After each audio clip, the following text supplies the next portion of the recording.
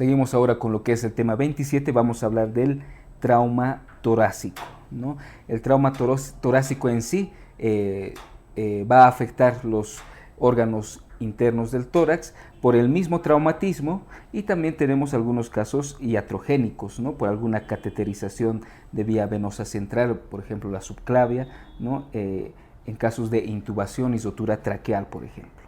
De cualquier manera, lo primero que se debe hacer es una evaluación primaria del paciente, ¿no? Especialmente con el ABCDE, ¿no? Y luego recién, posteriormente, haremos énfasis en lo que es la parte torácica, ¿no? Y bueno, no solamente abarca la parte torácica, sino todo empieza ya por la vía aérea, ¿no? Ver las características de la caja torácica, ¿no? Equimosis, lesiones, alteraciones óseas, ¿no? Los movimientos respiratorios, por ejemplo, ¿no? Y la presencia de enfisema subcutáneo a la palpación, ¿no? Esa crepitación palpable subcutánea que ya puede estar presente. Vale destacar que la cianosis es considerado un signo tardío de hipoxemia, ¿no? Pero el que no haya cianosis, de cualquier manera, no nos indica que haya también una buena oxigenación a nivel de los tejidos. Bueno, mecanismos de acción para el trauma torácico. Tenemos el trauma torácico cesado y el trauma torácico abierto. Trauma torácico cesado, o también llamado contuso, y el trauma torácico abierto, también llamado penetrante, ¿no? Dentro del contuso o cesado, ¿no? Las lesiones se van a producir especialmente por lo que es la compresión, cizallamiento, las mismas fracturas costales que van a lesionar el tejido, o por aplastamiento, ¿no? Son los mecanismos que sucede en un trauma contuso. Vale destacar dentro de esto que un neumotórax simple puede evolucionar hacia un neumotórax a tensión, de simple a tensión, ¿no? Y eso es una evolución muy grave. De igual manera, un hemotórax pequeño puede evolucionar a un hemotórax masivo, ¿no? Entonces, estos dos tipos de evolución hay que tenerlos siempre en cuenta en pacientes con contusión, con trauma torácico cesado. Y la lesión pericárdica más grave vendría a ser el taponamiento cardíaco, ¿no? Entonces, son todos los relacionados con el trauma torácico cesado. Y con el trauma torácico abierto, como vemos en esta imagen, ¿no?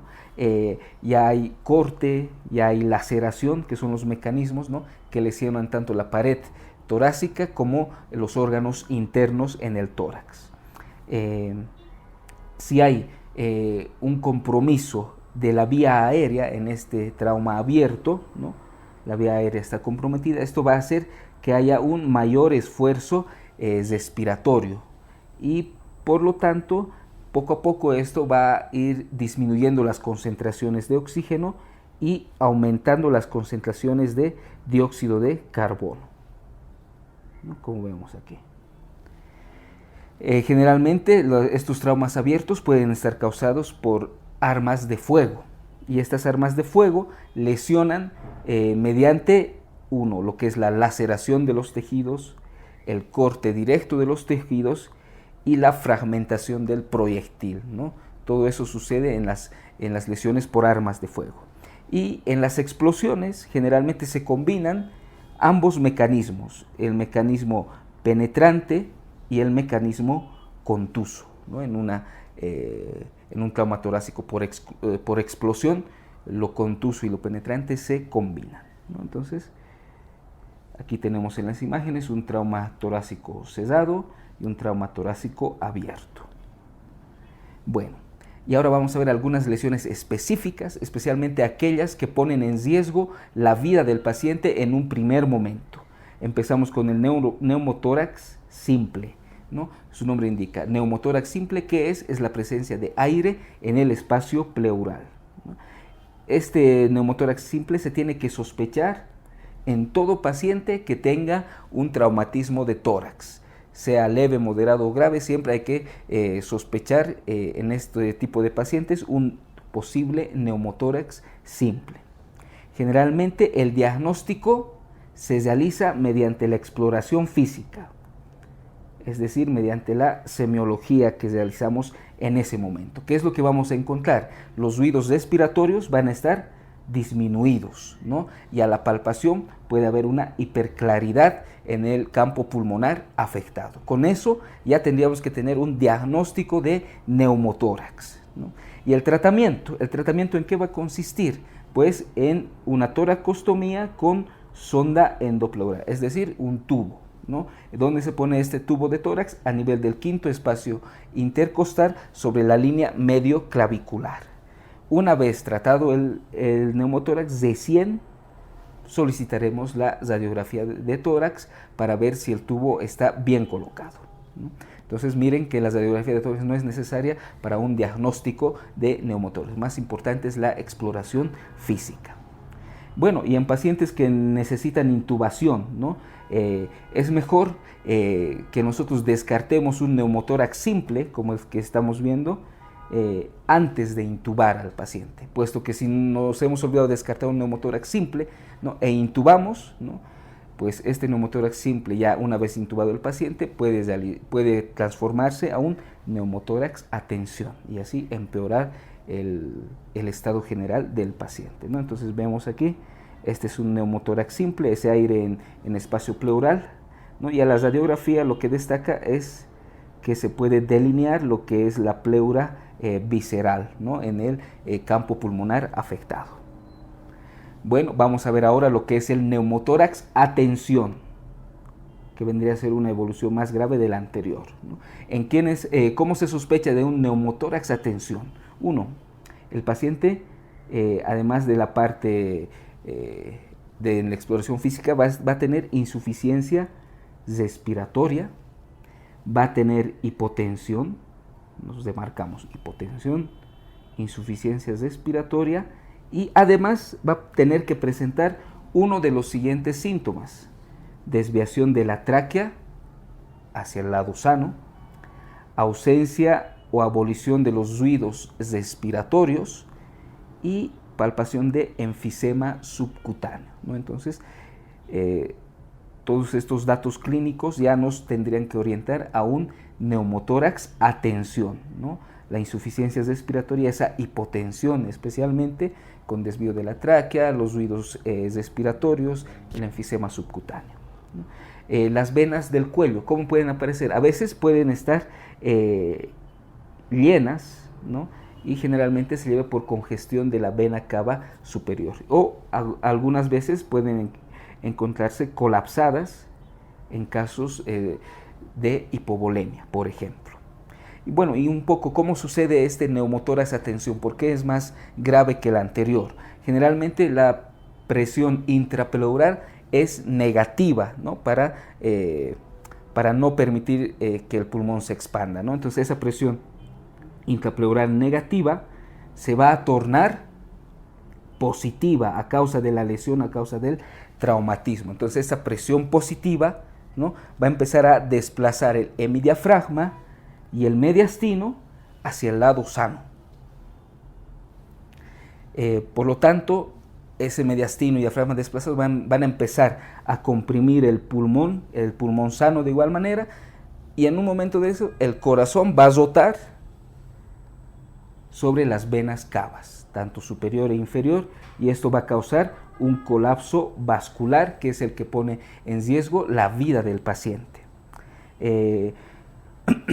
En el momento del accidente, en el momento en que hemos diagnosticado o sospechamos de un neumotórax a tensión, ¿no? Se puede realizar una toracostomía de urgencia con una aguja, como vemos en esta imagen, a nivel del segundo espacio intercostal sobre la línea medio clavicular, ¿no? Se puede realizar este procedimiento de urgencia, ¿no?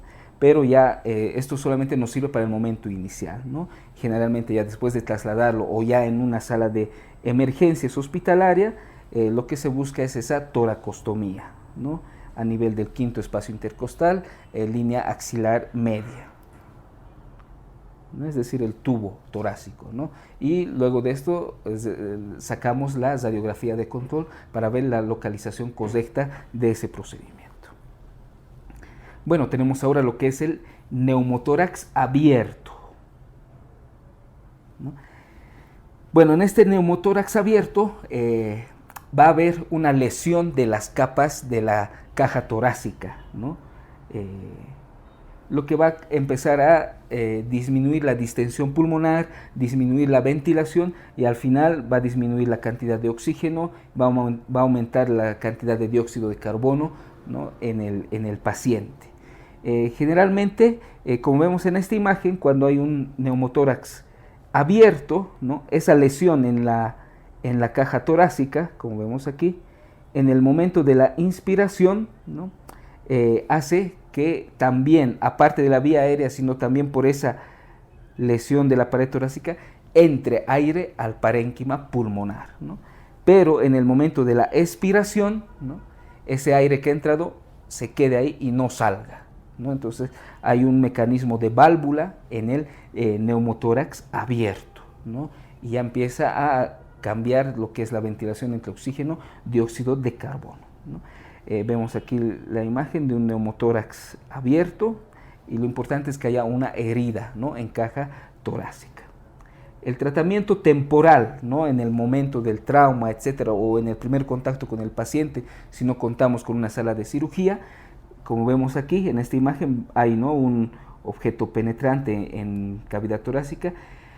El primer tratamiento es utilizar un apósito ocluido en 3 lados, ¿no? Vean aquí, ese es el apósito, puede ser una lámina elástica, ¿no? Algo estéril, dos tiras adhesivas, 3 tiras adhesivas, ¿no?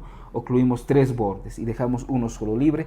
Esto va a actuar a manera de válvula, ¿no? Este apósito fijo de en 3 lados va a permitir que salga aire del tórax, pero va a impedir que entre aire, ¿no? En los movimientos respiratorios. Y el tratamiento definitivo pues se hará con el cierre de la pared torácica lesionada, es decir, el cierre de la herida y una toracostomía, ¿no? Con tubo endopleural, pero alejado a la herida primaria. Como vemos aquí en esta imagen, esta es la herida que ha producido el neumotórax abierto, pero el tubo se coloca en otra región alejada. Otro trauma torácico importante, el tórax flácido o tórax inestable, ¿no? También lo llaman bolet costal, ¿no? Bolet costal, vean esta imagen, esta ventana, ¿no? Con esos marcos horizontales que con el viento se va moviendo. Esa es una puerta o ventana en bolet, ¿no? Y el tórax inestable es más o menos similar a esto, se lo puede comparar. ¿Cómo se define un tórax inestable? Por la fractura de igual o mayor a 3 costillas, y esas costillas que estén continuas entre sí y que estén fracturadas en unos 2 sitios, tanto en la parte anterior y tanto en la parte posterior, ¿no? Entonces esa vendría a ser la definición de tórax inestable. Si vemos aquí, vemos una costilla, 2 costillas, 3 costillas, 4 costillas afectadas, ¿no? Son contiguas estas costillas y son 2 segmentos afectados en una de ellas. Entonces da el concepto de tórax inestable, ¿no? Algo importante en este tipo de trauma es la respiración paradójica que existe, ¿no? Como se puede observar, esa parte lesionada de la caja torácica en el momento de la inspiración se hunde en vez de expandirse, ¿no? Y en el momento de la expiración se protruye, ¿no? Entonces a eso se refiere la respiración paradójica en este tórax inestable. Vale recordar que lo importante, lo que causa la gravedad de esta lesión es pues la contusión pulmonar subyacente, ¿no? Es decir, si esta es la parte lesionada, el parénquima pulmonar subyacente va a estar contuso, ¿no? Y esa contusión subyacente a esas fracturas es lo que le da la gravedad a esta lesión, a este tipo de trauma torácico. Y esta contusión, ¿no? del parénquima pulmonar va apareciendo gradualmente, en unas 12 horas aproximadamente. Por lo tanto, es ese tiempo que hay que tener bien controlado al paciente, ¿no? Y eso es lo que merece una vigilancia estrecha de esta lesión, porque incluso las primeras radiografías que se pueden realizar en este paciente pueden ser poco claras, ¿no? Bueno, y el tratamiento, ¿cuál vendría a ser el tratamiento de este tórax inestable? Generalmente utilizando oxígeno suplementario y un control del dolor, ¿no? Control del dolor. Eso vendría a ser lo principal. Si en caso, a pesar de este tratamiento con oxígeno y control del dolor, el paciente presenta hipoventilación, hipoxemia, hay que valorar incluso la intubación del paciente o el uso de ventilación mecánica, ¿no? Tenemos aquí una radiografía donde se puede ver claramente los segmentos costales fracturados, ¿no? Arcos contiguos, subyacentes y las fracturas en más de 2 puntos. Bueno, vamos a hablar ahora de lo que es el hemotórax. Generalmente, ¿cómo se define el hemotórax? Es la presencia de sangre, como vemos aquí en la imagen, en la cavidad pleural, ¿no? En el espacio pleural, ¿no? Esto de igual manera va a empezar a comprimir el parénquima pulmonar, va a realizar cambios en la ventilación, respiración, y dependiendo de la cantidad de sangre acumulada, pues puede llegar a lo que es la hipotensión o shock, ¿no? Bueno, ese es un hemotórax simple, pero recordemos que un hemotórax simple, así tal cual, o pequeño, puede evolucionar a un hemotórax masivo. Y esta es la primera lesión que se tiene que descartar en todo paciente con trauma torácico. ¿Por qué? Porque es la primera lesión torácica que pone en riesgo la vida del paciente, pero inmediatamente, ¿no? Más que los anteriores, ¿no? Entonces, esa vendría a ser la importancia de este tipo de trauma, ¿no? Cuando hablamos de masivo, cuando hay más de 1,5 litros de sangre en la cavidad pleural, más de 1500 ml de sangre en esa cavidad pleural. Las venas del cuello generalmente pueden estar colapsadas por hipovolemia o pueden estar llenas, ingurgitadas, si es que hay una combinación con neumotórax, ¿no? Porque lo puede haber. ¿Cómo se forma esta lesión? Generalmente las mismas fracturas costales son las que lesionan la pleura, ¿no? O el parénquima pulmonar, ¿no? O algún objeto cortopunzante generalmente haya lesionado las arterias intercostales, también va a hacer que esto sangre, y la laceración del parénquima mismo va a producir ese sangrado, ¿no? Entonces son algunas formas que se produce este hemotórax. Generalmente, ¿cómo pensamos en un hemotórax masivo, ¿no? Clínicamente nos puede dar algunos datos de neumotórax, ¿no? Esos datos clínicos de neumotórax, pero que estén acompañados de alguna clínica hemorrágica, como ser datos de shock, ¿no? Los ruidos respiratorios generalmente disminuidos o abolidos, generalmente abolidos, y también se puede palpar no solamente hiperclaridad, sino matidez en el hemitórax afectado, ¿no? Y claro, esto se puede verificar mediante una radiografía de tórax. Entonces, datos sugestivos de neumotórax, pero acompañados, ¿no? De igual manera por matidez, datos de shock, abolición de los ruidos respiratorios, ya tendrían que hacernos pensar de un hemotórax masivo, ¿no? Bueno, y generalmente, ¿cómo se trata esto? Con el tubo, ¿no? Tubo endopleural en el mismo lugar, quinto espacio intercostal sobre la línea media axilar. Y algo importante, si en ese drenaje nosotros obtenemos más de 1500 ml de sangre o más de 200 ml por hora en las primeras 2 o 4 horas, ya es indicación de una toracotomía quirúrgica, ¿no? Para tratar este hemotórax masivo.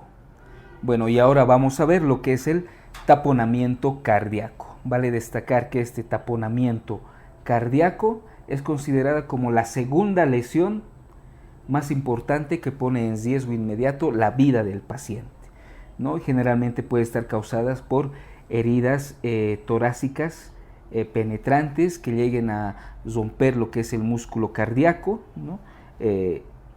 Especialmente a nivel de las orejuelas auriculares, ¿no? Una cantidad de sangre incluso menor a 100 ml ya puede causar taponamiento cardíaco.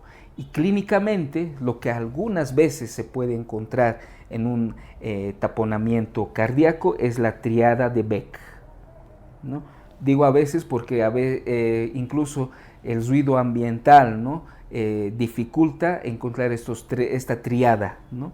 ¿Y en qué consiste esta triada de Beck, ¿no? 1. Ingurgitación yugular. Segundo, la disminución de los ruidos cardíacos. Y tercero, la hipotensión, ¿no? Esos son los datos, especialmente que habría que encontrarlos en preguntas tipo caso clínico, ¿no? En los pacientes con taponamiento cardíaco. Vamos a ver un poco cuál es la fisiopatología de este tipo de trauma. Lo que se empieza a elevar por el trauma mismo es la presión pericárdica, ¿no? La presión intrapericárdica va aumentando y llega a aumentar tanto esta presión del pericardio que en un momento supera la presión de la aurícula derecha, ¿no? Entonces la presión de la aurícula derecha va a ser menor a la presión del pericardio, ¿no? Lo cual va a disminuir la precarga, especialmente del ventrículo derecho, ¿no? Disminuye esta precarga en el ventrículo derecho y por lo tanto el gasto cardíaco de igual manera va a estar disminuido, especialmente en el lado derecho del corazón.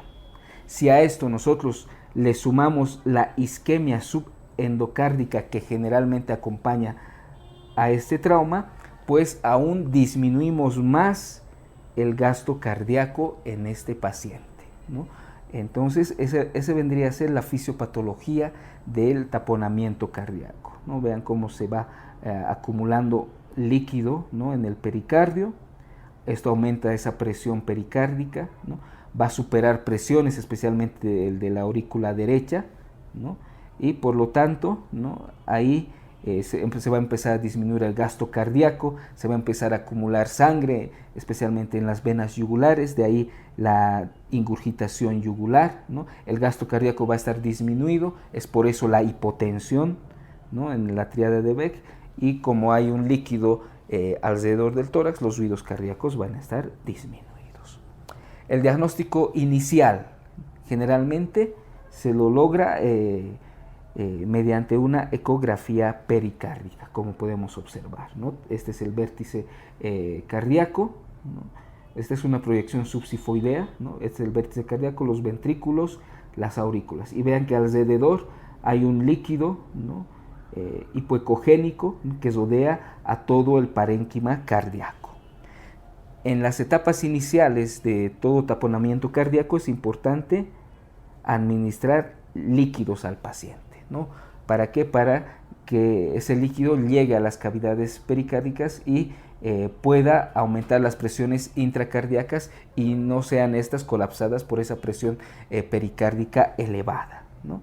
¿Y esto cómo se va a notar? En que va a haber un mejoramiento de la presión arterial y del gasto cardíaco. Vale destacar que si nosotros extraemos 15 a 20 ml de sangre de ese espacio pericárdico, generalmente hay una estabilización transitoria del paciente, ¿no? Y mediante esa pequeña acción se evita esa isquemia subendocárdica y se disminuyen las arritmias relacionadas con el taponamiento cardíaco. Es decir, en eso ayudaría lo que es la pericardiocentesis, ¿no? Vemos aquí en esta imagen, se hace por vía subsifoidea izquierda, dirigiendo la aguja hacia el hombro izquierdo del paciente, ¿no? Y se va aspirando esa cantidad de sangre, ¿no? Pero la pericardiocentesis tiene un éxito aproximado de un 80% más o menos. Es que algunas veces en esa sangre acumulada a nivel pericárdico se forman coágulos y eso puede obstruir el drenaje por medio de una pericardiocentesis, ¿no? Bueno, si el paciente con un taponamiento cardíaco además tiene una presión arterial baja menor a 70 milímetros de mercurio, ya nos indica una toracotomía urgente en la misma sala de emergencias, ¿no?